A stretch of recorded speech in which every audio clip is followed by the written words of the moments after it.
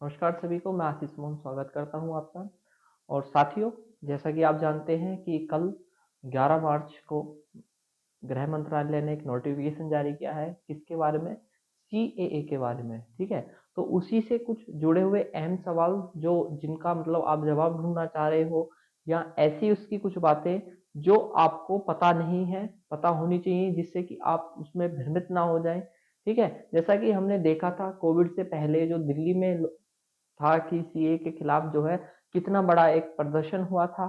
तो कहीं इस प्रकार का दोबारा तो ना हो जाए, यानी कि अन्य अन्य इसमें सवाल हैं जिनका मैं आपको इसके बारे में बिल्कुल स्पष्टीकरण कर दूंगा कि सीईए किसके लिए है, और मतलब किससे इसको फायदा होगा, किसको नुकसान होगा, सब जो है आप इस वीडियो में देखिएगा। ठीक है, जैसा कि आप लिखा हुआ देख रहे हैं कि सीईए आखिर है क्या, मतलब सीए आखिर है क्या। सरकार को इसकी ऐसी क्या जरूरत आई पड़ी कि सीएए लागू करना पड़ा। तो सीए है हमारा नागरिकता संशोधन अधिनियम। ठीक है, क्या नागरिकता हमारे पास है? हाँ जी, हमारे पास नागरिकता है। कहते हैं ना, मेरा आधार मेरी पहचान, आधार कार्ड बने हुए हैं, वोटर आईडी है। यानी कि हम, इसका मतलब क्या है, हमारे पास एक आइडेंटिटी कार्ड है कि हम भारत सरकार द्वारा जो पर पहचान पत्र है उसमें हमारा नाम है, उसमें हमारी डेट ऑफ बर्थ है, पिता का नाम है, हमारा पता है, कि यानी कि हम इस गांव के, इस शहर के मूल निवासी हैं। क्या सीएए हमें, हमारे लिए भी है या औरों के लिए है? तो इसके बारे में मैं बता दूं कि सीए कानून उन व्यक्तियों के लिए है जो 31 दिसंबर 2014 तक, 31 दिसंबर 2014 तक भारत में आ चुके हैं। किस में आ चुके हैं? भारत में। देखिए, भारत में कौन आएगा?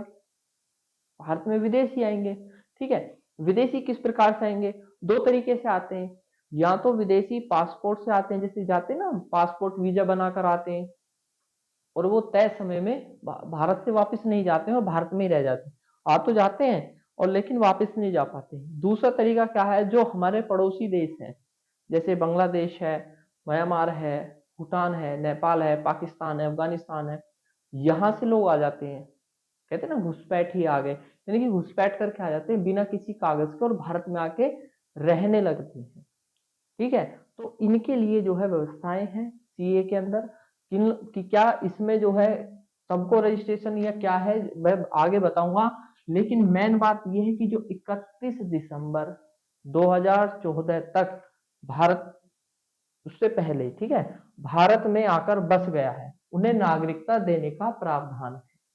ठीक है, उन्हें नागरिकता देने का जो है प्रावधान है। ठीक है, किन किन को प्रावधान है? देखिए, जो धार्मिक उत्पीड़न हुआ किनके साथ? हिंदुओं के साथ, सिखों के साथ, ईसाई, बौद्ध, जैन, पारसी।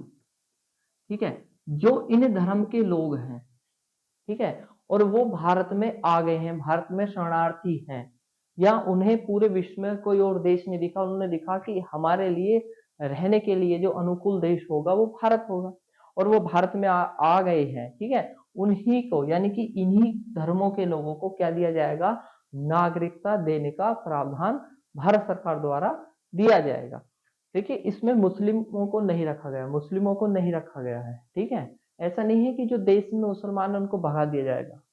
ठीक है, उन मुसलमानों को यहाँ से जाना पड़ेगा जो भारत में अवैध तरीके से आ गए हैं। कब आ गए हैं? यानी कि अभी हाल फिलहाल में आए। जो भारत में रह रहा है, आजादी के समय से रह रहा है, उसका काम है, यहाँ पे भूमि है, कृषि कर रहा है, व्यवसाय कर रहा है, व्यापार कर रहा है, उसको बिल्कुल भी परेशानी है ही नहीं इस कानून से, क्योंकि वो तो भारत का नागरिक पहले से ही है, वोट भी दे रहा है। समझ रहे हैं ना?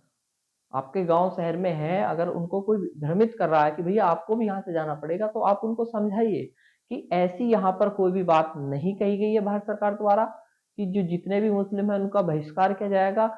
ये क्या है? ये गलत फहमियां जो है कहाँ से आ रही हैं? असामाजिक तत्वों के द्वारा आ रही हैं। वो आप लोगों को भड़का सकते हैं, इसमें राजनीति की जो है समीकरण आते हैं। ठीक है, ऐसा नहीं है कि सभी मुसलमानों को जाना पड़ेगा, लेकिन हाँ, उन मुसलमानों को जाना पड़ेगा जो भारत में अवैध तरीके से आए हैं। जिनका भारत में कुछ लेना देना ही नहीं है और भारत में आकर बस गए हैं, समझ रहे हैं?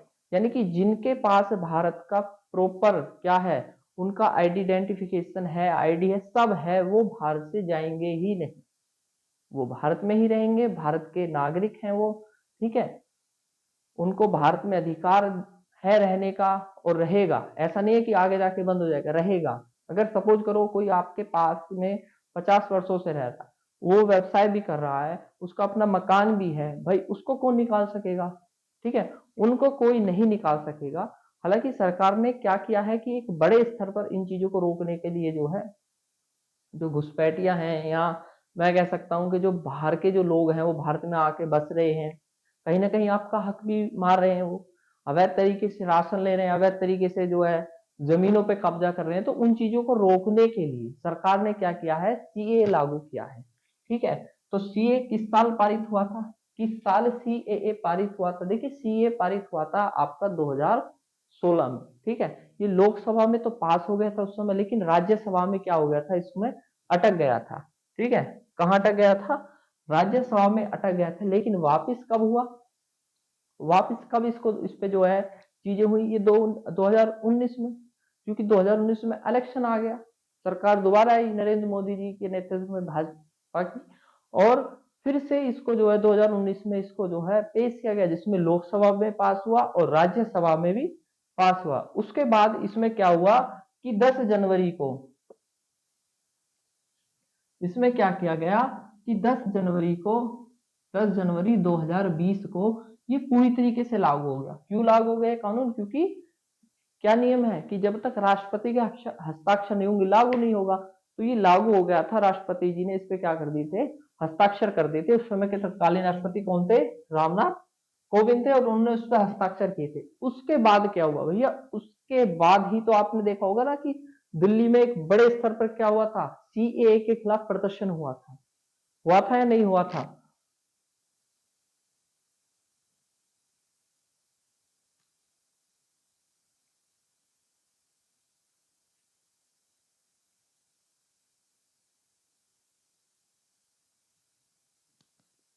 आगे है इसमें किस किस को मिल सकेगी नागरिकता।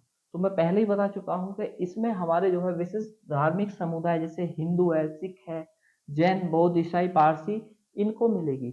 इनको इनको क्या प्रावधान दिया गया है कि भैया अब इनको नागरिकता देने का जो है, भारतीय नागरिकता देने का इसमें प्रावधान रहा है, ठीक है। भारत सरकार क्या काम करेगी, इसमें नागरिकता देगी, किन लोगों को देगी, मतलब विशिष्ट धर्म के लोग होंगे, जिनके ऊपर कहीं ना कहीं उनको लगा है कि हम इस देश में सुरक्षित नहीं है, जैसे कि पाकिस्तान है, अफगानिस्तान है, जो यहाँ से लोग आ गए हैं, ठीक है, और भारत में आके रह रहे हैं। कब से रह रहे हैं, पिछले 10-12 वर्षों से रह रहे हैं, ठीक है, उनको दी जाएगी। हालांकि सरकार ने इसको घटाकर 5 वर्ष कर दिया था, ठीक है। कानून में ये भी प्रावधान है कि मतलब जो इस नियम का उल्लंघन करेगा, उसकी उसको जो है मतलब इसमें जो है दंड वगैरह का भी प्रावधान है। और एक आपने देखा होगा ओसीआई, पढ़ा होगा, पढ़ा है आपने नहीं?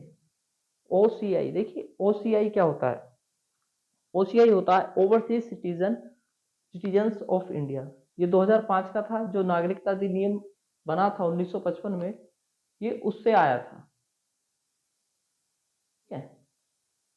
आगे इसमें लिखा हुआ है कि नागरिकता लेने का इसमें तरीका क्या रहेगा। देखिए नागरिकता लेने के लिए क्या कहीं लाइन में लगना पड़ेगा, किसी जो है एसडीएम, डीएम, कलेक्टर या तहसीलदार किसी ऑफिस में जाना पड़ेगा? जी नहीं, ये सब आपका क्या होगा, ये सब आपका ऑनलाइन एक पोर्टल बना है। किसने बनाया है, ये जो है भारत सरकार का गृह मंत्रालय है, उसने एक पोर्टल बनाया है। उस पर आप अपना रजिस्ट्रेशन करोगे, उस प्रपत्र को दोगे, उस कागज को दोगे जो आपसे मांगा गया है। उसके बाद गृह मंत्रालय उस चीज की जांच करेगा। जांच में अगर आप सही पाए जाते हो तो आपको क्या दी जाएगी, आपको उसमें नागरिकता आपको दे दी जाएगी। ऐसा नहीं है कि वैसे ही उसमें मतलब उनको दिया जाएगा, उनको नहीं दिया जाएगा। यानी कि जिसका भी मांगा जाएगा वो अपना दिखाएगा एक पूरा कि ये फॉर्मेट है, उसको वहां पर नागरिकता दे दी जाएगी, ठीक है। क्या सभी को रजिस्ट्रेशन करना अनिवार्य है? जी नहीं, सबको नहीं है, केवल उन लोगों को जो शरणार्थी हैं, भारत में शरणार्थी हैं। ऐसा नहीं है कि मैं यहाँ पे रह रहा हूँ, मेरे फादर रह रहे हैं, ग्रैंडफादर रह रहे हैं, तो हमको देना पड़ेगा। जी नहीं, हमको नहीं है, केवल उनको है जो जो क्या गए हैं, शरणार्थी हैं और 31 दिसंबर 2014 से पहले, 31 दिसंबर 2014 से पहले, 31 दिसंबर 2014 तक जो भारत में शरणार्थी आ गया है उसको नागरिकता दी जाएगी। ठीक है, नागरिकता दी जाएगी। ठीक है, तो यहाँ पर विवाद की चर्चा भी रही है। हर जो है बड़े बड़े मतलब जो इसका विरोध करने वाले लोग रहे हैं, उन्होंने किसी ने कुछ हवाला दिया है, किसी ने कुछ कहा है, किसी ने तो यहाँ तक कहा है कि भैया ये तो अनुच्छेद, संविधान के अनुच्छेद 14 का उल्लंघन है, अनुच्छेद 14 का उल्लंघन इसको बताया है, इसको उल्लंघन बताया है। देखिए विधि के समक्ष समानता थी, सबको समानता थी। वो कह रहे हैं कि भैया आपने तो केवल अपना जो है हिंदू राष्ट्र बनाने के लिए मुसलमानों का बहिष्कार कर रहे हैं, आप ये कर रहे हैं। देखिए ये सब अफवाहें हैं, ऐसा यहाँ कुछ भी नहीं होने वाला है। आपको बता चुका हूं कि जो 31 दिसंबर 2014 तक शरणार्थी आ गए हैं उनको दिया जाएगा। ऐसे नहीं जो रोहिंग्या मुसलमान है उनको भारतीय नागरिकता दी जाएगी, नहीं दी जाएगी। अगर आप म्यांमार से हैं, आप अपने देश में जाइए। ठीक है, जो इस देश का मुसलमान है वो यहीं पर रहेगा। ठीक है, जो यहाँ का है वो यहीं का ही रहेगा, उसको कोई भी यहाँ से भगा नहीं सकता। जो आजादी के समय से यहाँ रह रहा है, अपनी खेती बाड़ी कर रहा है, अपना व्यापार कर रहा है, उसको कोई भी नहीं निकाल सकता। ठीक है, खुद भारत सरकार भी ये नहीं कह सकती कि जाओ यहाँ से, क्योंकि उसके पास क्या है, उसके पास यहाँ रहने का अधिकार है। ऐसा नहीं है कि वो कल ही आया और उसने यहाँ पर जमीन खरीद ली, कर ली, नहीं जी। ठीक है, तो इसमें क्या हुआ है कि सबका अपना अपना जो है मत रहा है, इसका विरोध कर रहे हैं। जब भी किया था, आज भी आप देख सकते हो, इसका विरोध कर रहे हैं। लेकिन इसको, इसका अधिकार किसके पास है? केवल भारत सरकार के पास है। किसको नागरिकता दी जाएगी, किसको नहीं दी जाएगी, इसका अधिकार केवल भारत सरकार के पास है। राज्य सरकार का इससे कोई मतलब है नहीं। ठीक है, राज्य सरकार इसमें इंटरफेयर नहीं करेगी। इसमें जो है, जो भी पोर्टल बना है वो गृह मंत्रालय द्वारा बनाया गया है, उस पर आप रजिस्ट्रेशन करेंगे। वहां से आप जो भी इसमें आपसे डॉक्यूमेंट मांगा जाएगा वो आप डॉक्यूमेंट देंगे, तब आपको नागरिकता दी जाएगी। ठीक है, राज्य सरकार का इससे कुछ लेना देना नहीं है। नागरिकता देने का अधिकार किसका है? भारत सरकार का है। ठीक है, क्या यहाँ यूसीसी भी चालू होगा, यूनिफॉर्म सिविल कोड, यूसीसी? बहुत काफी चर्चाएं तेज हो गई है कि भाई अब जब ये हो गया है तो ये भी होगा। ठीक है, तो उसके ऊपर भी अभी चर्चाएं रहेंगी। ये क्या नाम है कि पूरे जो आप देखा ना कि पूरे धर्म और जो मतलब अलग अलग चीजें, जैसे कि बच्चा गोद लेना है, जमीन खरीदना है, संपत्ति का, यानी कि इन चीजों के अंदर ये चीजें आती है, यूसीसी। ठीक, सीए आपको समझ आ गया होगा, नॉर्मल सी चीज है, नागरिकता संशोधन अधिनियम है। ठीक है, एक बार फिर से इसको समझ लो कि जो 31 दिसंबर 2014 तक भारत में शरणार्थी आ चुके हैं, ठीक है, विशिष्ट धर्म के लोग हैं, हिंदू मुस्लिम, ऐसा इसमें कोई बात है नहीं कि भाई इसमें कुछ लड़ाई होगी, ऐसी इसमें कहीं बात है ही नहीं कि आपस में ये है आपस में वो है, ऐसा आप बिल्कुल भी भ्रमित ना हो। ठीक है, गृह मंत्रालय ने इसको जो है जारी कर दिया है। कब जारी किया है? 11 मार्च 2024 को जारी किया है। इसमें एक नोटिफिकेशन इन्होंने जारी कर दिया था। ठीक है, नागरिकता अधिनियम 1955 में एक संशोधन किया गया था। ठीक है, उसके बाद 1986, 1992, 2003 और 2005 में भी संशोधन किए गए हैं। ठीक है, हमारे देश में एकल नागरिकता का प्रावधान है, आपको पता होगा, संविधान में पढ़ाया भी गया है, एकल नागरिकता का प्रावधान है। ठीक है, वर्ष 2003 में नागरिकता अधिनियम भी जो है उसमें संशोधन किया गया था विदेशियों के लिए। ठीक है, जो मतलब भारत में पूर्ण नागरिक रहा है, विदेश में जाके बस गया है, उसको भी कहीं ना कहीं भारत का ही तो नागरिक माना गया है। ठीक है, कब? अगर वो 31 दिसंबर 2014 से पहले वापस भारत में आ गया है। ठीक है, जैसे आपने पीआईओ पढ़ा होगा, क्या पढ़ा होगा? पीआईओ, पीआईओ आखिर है क्या? पर्सन ऑफ इंडियन ओरिजिन, पढ़ा होगा। ये कार्ड बनता था, ठीक है, जो 2002 ये बना था। पीआईओ किन लोगों का था? पीआईओ ये था आपका जो 2002 से 2015 के बीच में। ठीक है, ये 15 तक ये उन व्यक्तियों को प्रदान किया गया जिनके पास पूर्व में भारत का पासपोर्ट था। ठीक है, पूर्व में यानी कि पहले उन पासपोर्ट था इस अवधि के दौरान, है ना, या उनकी ऐसी कोई 4 पीढ़ी वो कहीं ना कहीं भारत में रही हो, मान के चलिए मेरे ग्रैंडफादर कहाँ पे रहे हैं, भारत में रहे हैं। मे- मेरे फादर अमेरिका चले गए, लेकिन वापस मैं कहाँ आना चाहता हूँ, इंडिया। तो क्या मुझे नागरिकता दी जाएगी? जो बिल्कुल दी जाएगी। ठीक है, बिल्कुल नागरिकता दी जाएगी। ठीक है। 9 जनवरी 2015 को यह योजना जो है समाप्त कर दी गई थी। कौन सी वाली? पीआईओ वाली। पीआईओ वाली खत्म हो गई है, 2015 तक थी ये। ठीक है, इसमें भी नागरिकता का प्रावधान था। ठीक, 2005 वाला प्रावधान चला था आपका ओसीआई का, ओवरसीज सिटीजन ऑफ इंडिया का भी प्रावधान चला था इसमें।